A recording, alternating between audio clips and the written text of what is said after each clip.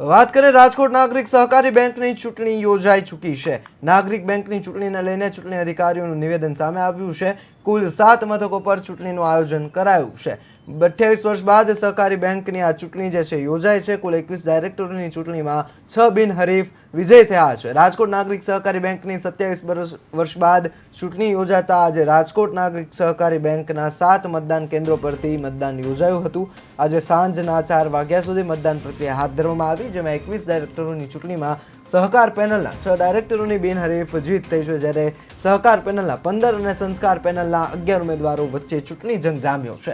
3 વાગ્યા સુધીમાં 54% જેટલું મતદાન થયું હતું। અલગ અલગ 4 મતદાન મથકો પર 100% મતદાન થયું છે। ત્યારે રાજકોટ નાગરિક બેંકની ચૂંટણીને લઈને ચૂંટણી અધિકારી પ્રભવ જોશીનું નિવેદન સામે આવ્યું છે।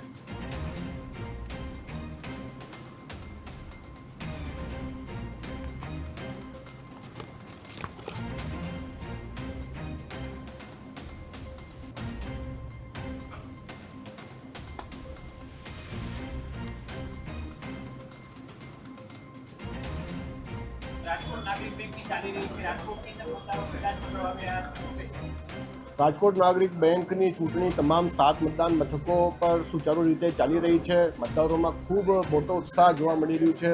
સવારથી જ મતદારોની લાઈન લાગેલી છે।